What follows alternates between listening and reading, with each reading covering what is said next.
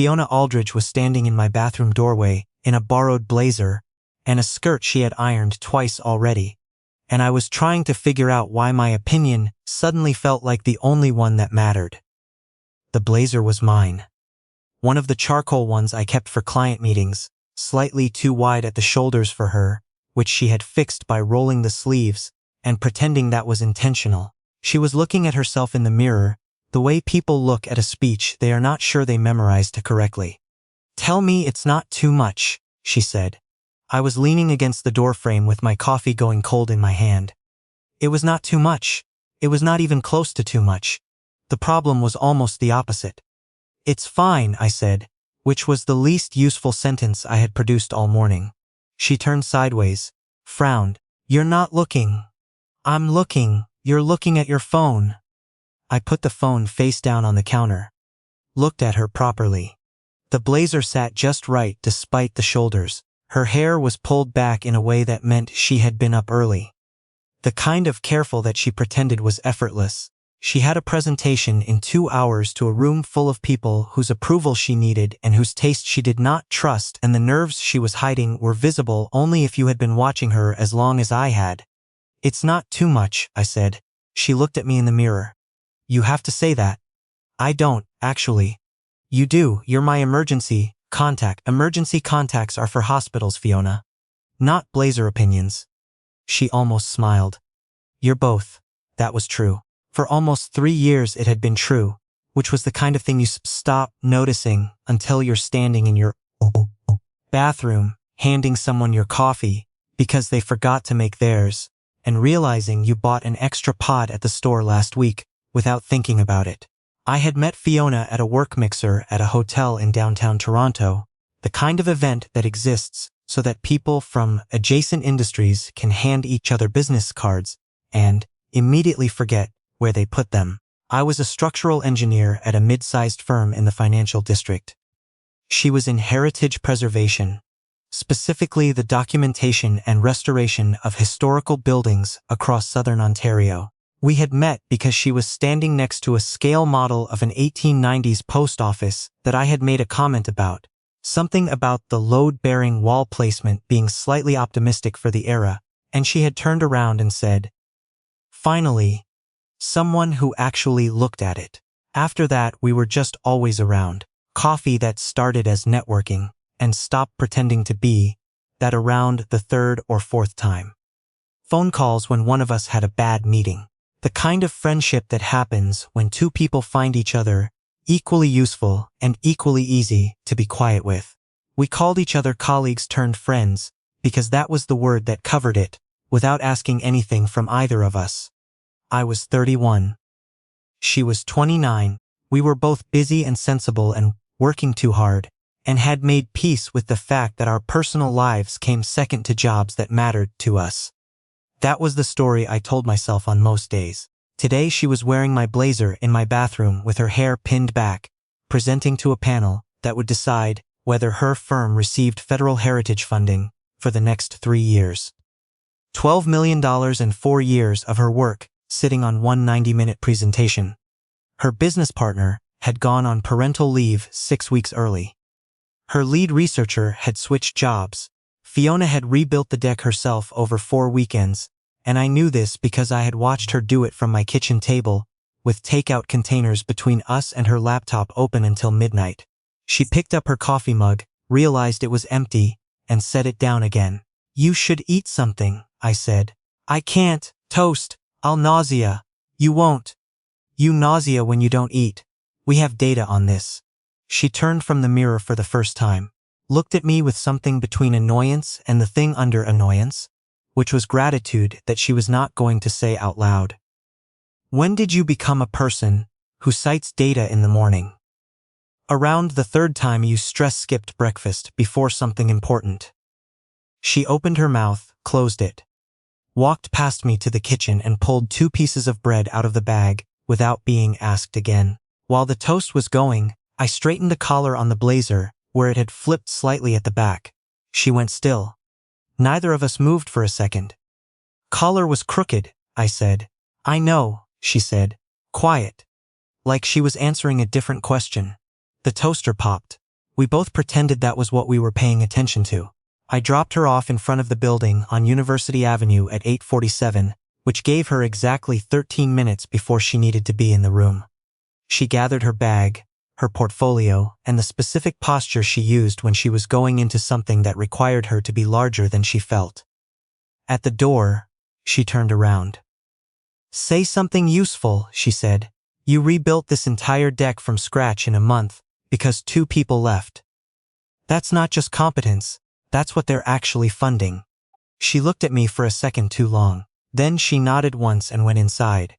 I drove to the office, spent the next hour and a half being noticeably less focused than I should have been. She texted at 11:03, panel ran long, "That's either good or terrible, we'll know by 2. At 1:49, they asked for an extension on the Windsor property scope. "That's good, right?" I wrote back, "That's good." At 2:12, "We got it." I looked at the message for longer than it deserved. Then I wrote, "I'll get dinner." She wrote back, "Please, I haven't eaten since toast." The restaurant was a small Italian place on King Street that Fiona had been going to for years.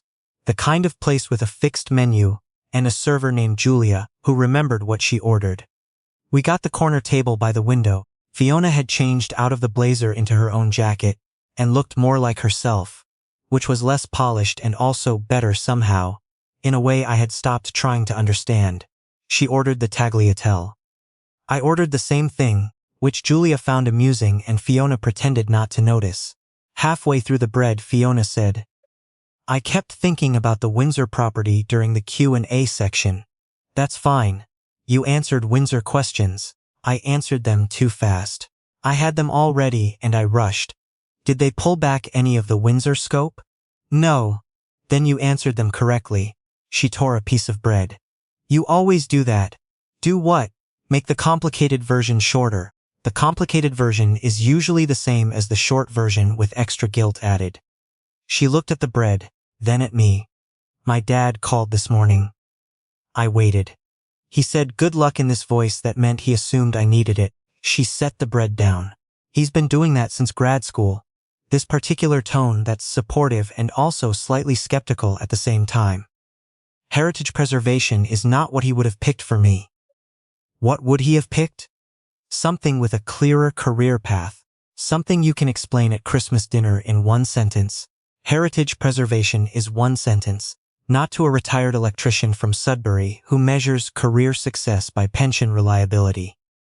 I had met her father once, briefly, at a thing she had invited me to that I don't think she fully expected me to show up for. He had been polite and measured, asked me what I did. When I said structural engineering, he had nodded in a way that communicated that he approved of the word structural. He had not nodded at Fiona's work the same way. "For what it's worth," I said, "you just secured $12 million in federal funding for Ontario heritage sites." "I know." She looked out the window for a second. "I know. I just wish the knowing felt different sometimes." That was the Fiona I knew best. Not the one who walked into panel rooms and answered Windsor questions too fast and made everyone feel like things were managed. This one. The one who needed the answer to land somewhere deeper than her brain before she could rest. Julia brought the pasta. We ate for a while without talking, which was one of the better things about how this worked between us. Fiona said, "How's the Garrison project?" "Fine." The client changed the load specification again. "The one who keeps changing it?" "That's the one." "Do they understand what load specifications are for?" "They understand that changing them feels like having input." She laughed. Genuinely. Small, quick, the kind that only happened when something was actually funny to her, and not just socially appropriate. I had noticed a long time ago that she almost never laughed at things she didn't mean, which meant when she did, it mattered more. "You're better with difficult clients than you let on," she said. "I complain a lot. You complain to me." "That's different. You're fine in the room." I had no response to that. That didn't go somewhere. I wasn't going to go in the middle of a restaurant. So I picked up my fork and didn't say anything. Which she probably noticed, because Fiona noticed most things, even when she was pretending she was thinking about Windsor, properties and client specifications. Her phone buzzed on the table. She glanced at it. Something in her face changed, not dramatically. Just a small, careful shift. "Kieran?" I asked, because I already knew.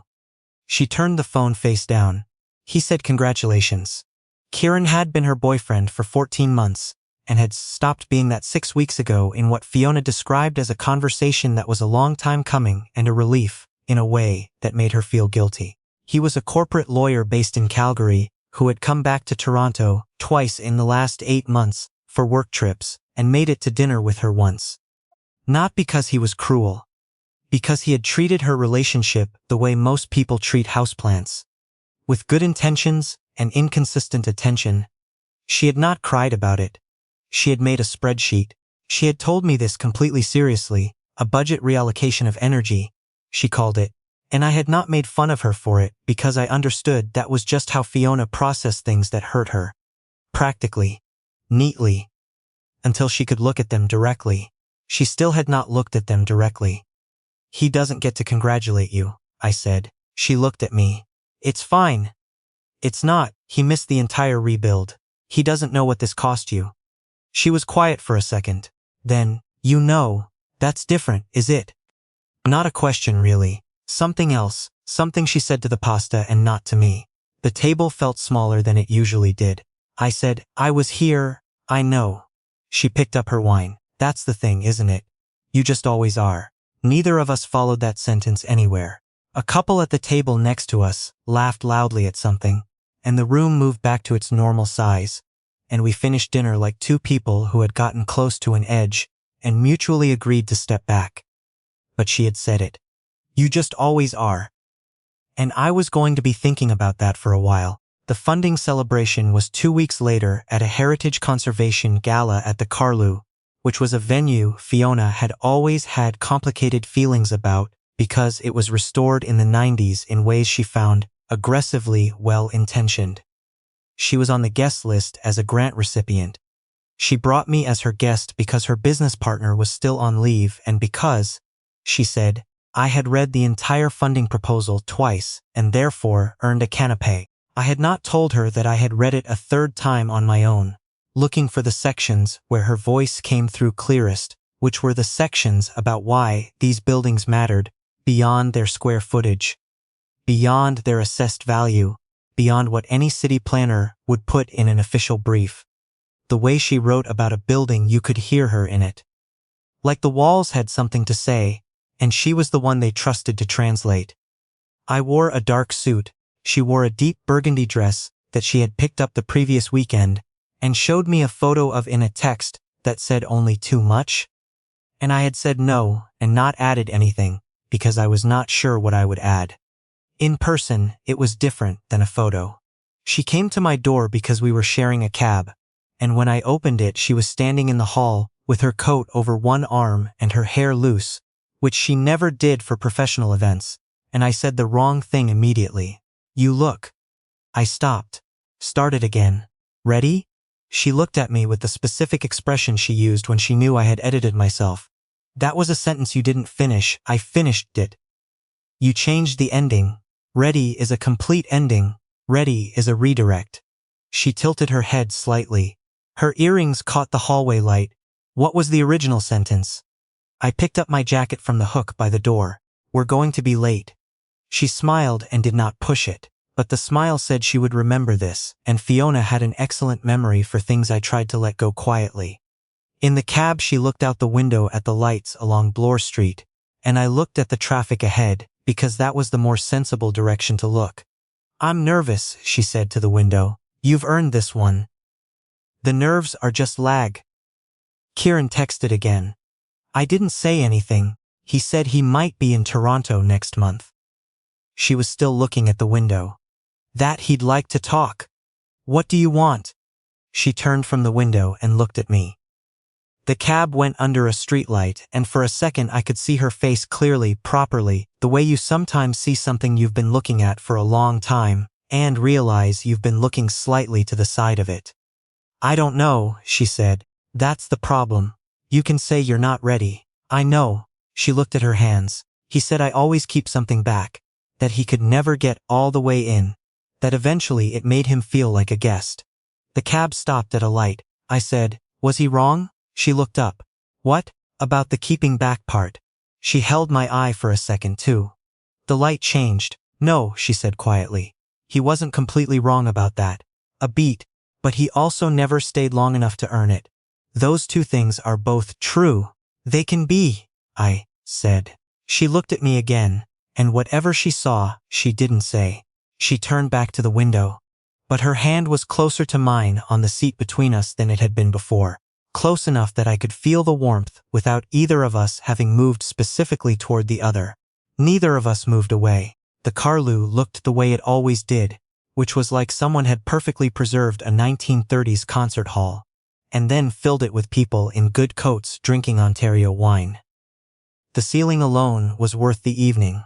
Fiona had told me 3 times what era the plasterwork was from, and I had retained it the first time, but let her tell me the other 2, because she lit up when she talked about it.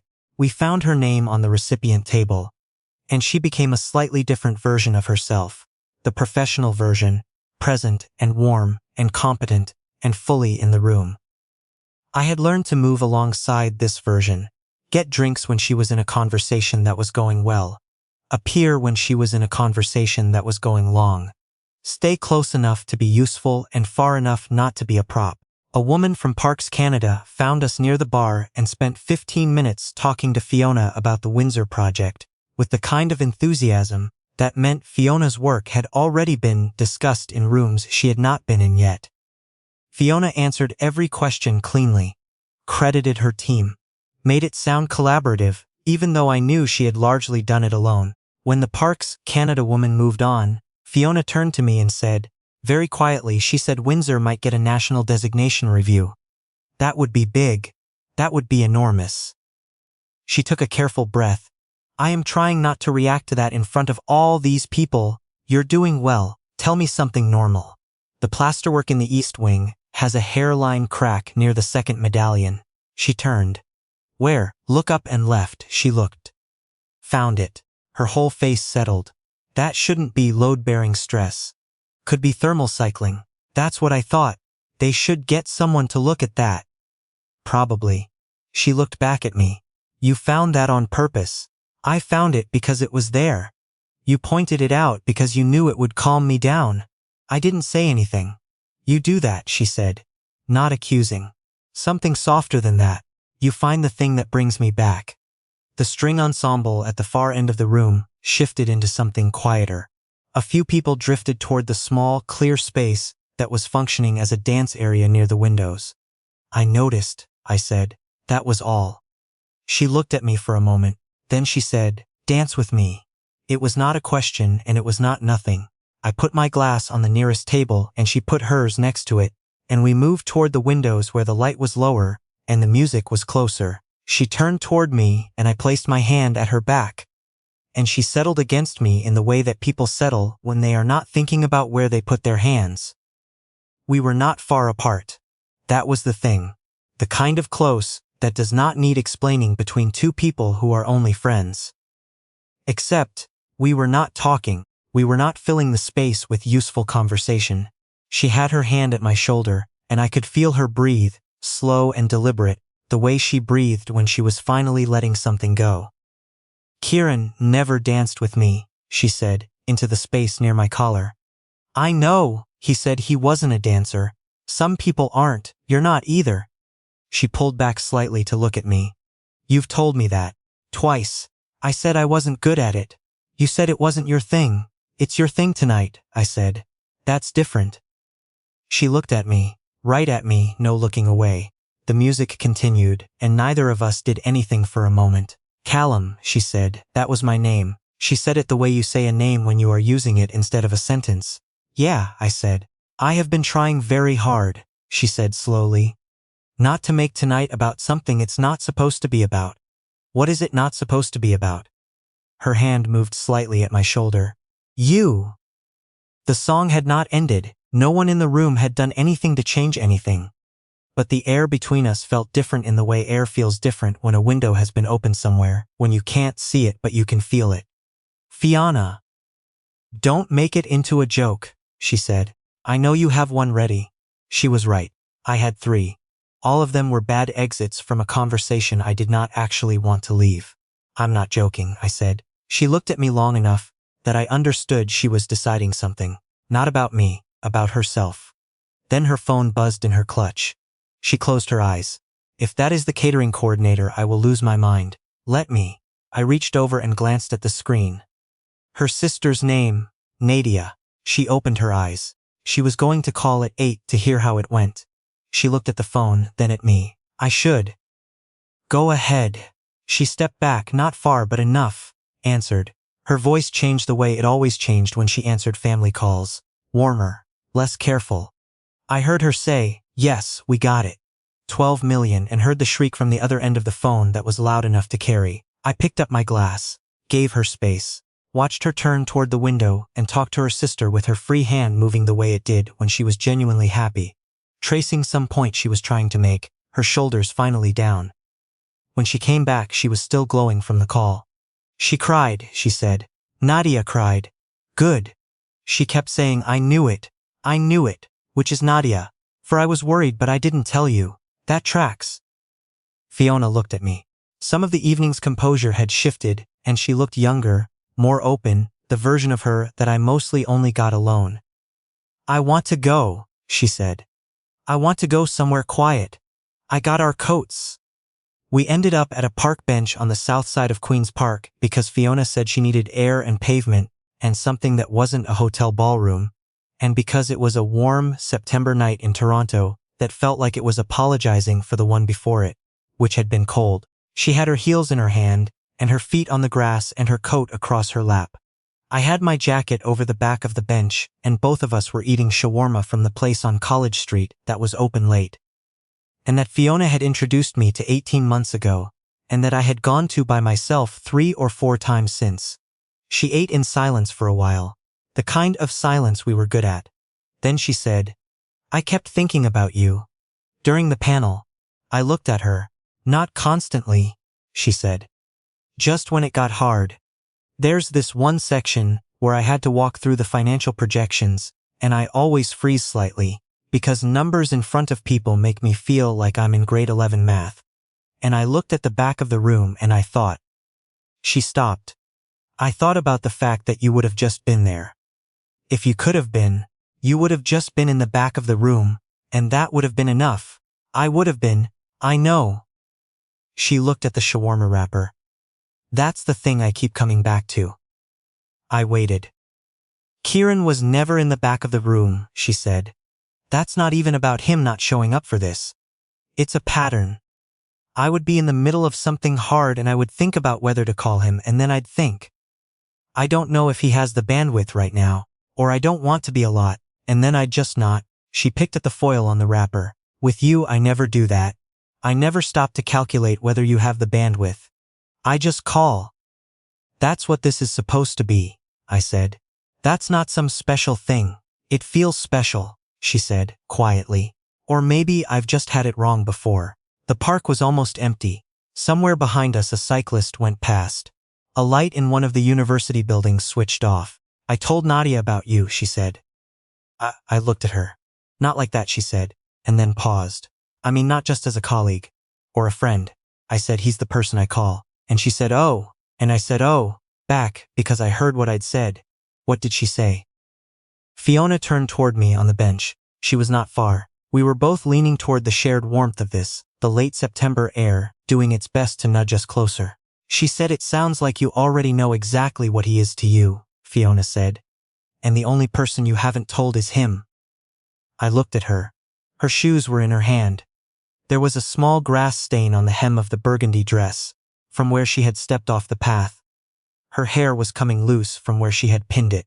She had eaten half a shawarma at 11 at night, on a park bench in heels she was carrying, and she looked more like herself in this moment than in any moment I had seen in a ballroom tonight. Fiona, I said. I know, she said. I know there are whole conversations we're supposed to have first. I know there are reasons people don't do this, don't move the thing when the thing is working. The thing is working, I said. That's why. She looked at me. Something in her face gave way, not dramatically, but the way a window gives way when the latch finally releases. Because I didn't want to lose this, she said. Because you are the safest thing in my life, and I know that's not fair to say because safe sounds small, but I mean it the big way. The way where I didn't think I'd get this. Where someone would just show up and stay. I'm not going anywhere, I said. That's the thing. I was always going to be here. The question's always been what we were calling it. She looked at me for a long moment. I don't want to call it best friend anymore, she said. The park held its breath. Then don't, I said. She leaned forward and kissed me. Not sudden. Not like a decision being made. Like one being finished, the last stroke of something that had been in progress for a long time. I kissed her back with my hand at the side of her face, careful, like I wanted her to know I was paying attention. When she pulled back, she stayed close. Her forehead near mine. One hand still holding the shoes, one hand at my jacket. I should have said something, she said. Before this. We both should have. You were waiting for me. I was giving you time. She laughed softly. That is the most engineer thing you've ever said. Structurally sound approach. She pressed her forehead all the way to mine and laughed again. The small, real one, and I stayed very still because I did not want to be anywhere else. Nadia called at 9 the next morning. I know this because I was still at Fiona's apartment, making coffee in a kitchen. I knew well enough to find the mugs without asking. And I heard Fiona in the other room say, "Yes, Nadia." I told him, "Yes, I know. Please stop making that sound." Write in the comments. Do you think Fiona waited too long to say something? Or was the timing exactly right? I found her tea mug in the cupboard above the kettle, which was where she kept it, which I had known for about 2 years, without ever thinking about why I had filed that away. I made her tea and set it on the counter for when she was done with the call. She came in still shaking her head at her phone, saw the mug, and stopped. She looked at the mug, then at me. You made my tea. Kettle was already on. You made it the right way. It's not a complicated process. She picked it up, held it with both hands. Kieran always made it too strong. I know, I said. You mentioned it once about a year ago, I remembered. She looked at me over the rim of the mug with an expression I did not have a word for yet but intended to learn. Outside, a streetcar went past on College. Somewhere in the building someone was running a vacuum. The morning was doing exactly what it was supposed to do, ordinary and unhurried, the same as every morning except that I was in it differently now, and so was she. And neither of us had lost anything in the process, just finally got the name right.